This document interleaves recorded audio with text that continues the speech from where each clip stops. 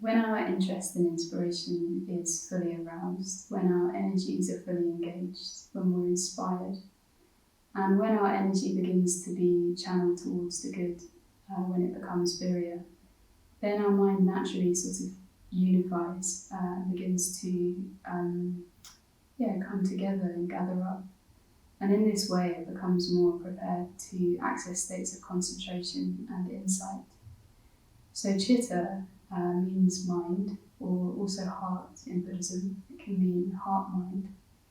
And practicing citta iddhipada really means something about noticing how there are some qualities of a heart-mind that lead towards liberation, and there are some that lead away from it. And what we're trying to do when we're cultivating citta as a basis for spiritual potency is to cultivate a heart-mind that is ready for wisdom, that's prepared for wisdom.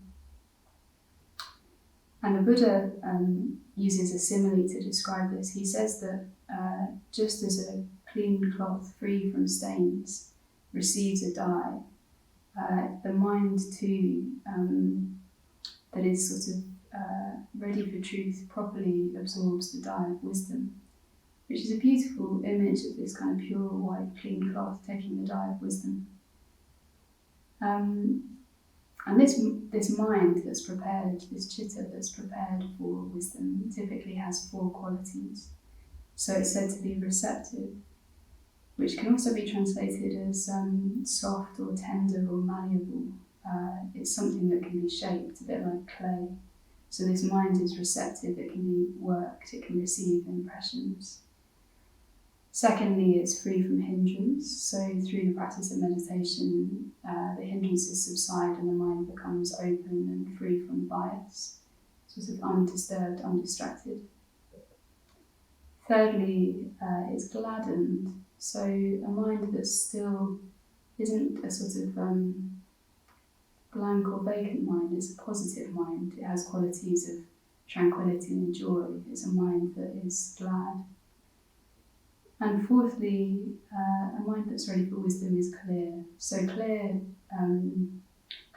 as in clear conscience, actually. So clear conscience or virtuous. There's this sort of ethical quality of clarity and brightness to this kind of citta.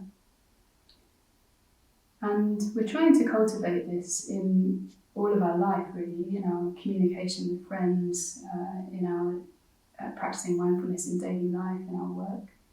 But most typically, we'll be working on our mind in meditation more directly. So with mindfulness of breathing, with metta bhavana, with just sitting, with insight reflections, and with imaginal and devotional practices, we're doing all of these to cultivate this mind that is receptive and tender, a mind that is free from hindrance, a mind that's gladdened, and a mind that's clear. And in this way, we're sort of cultivating a citta that's ready to receive the dye of wisdom.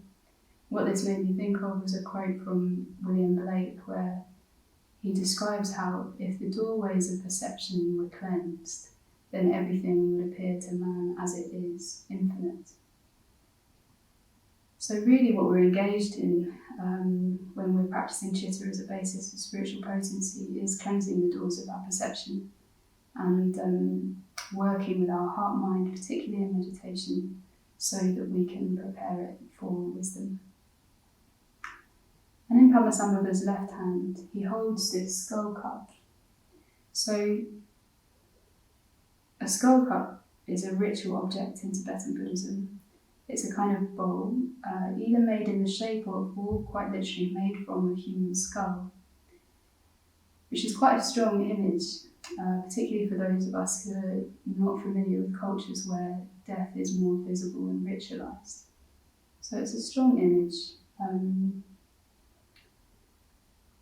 Actually, in the time of the Buddha and Padmasambhava, death would have been visible and ritualized in their cultures, and much more a sort of part of life.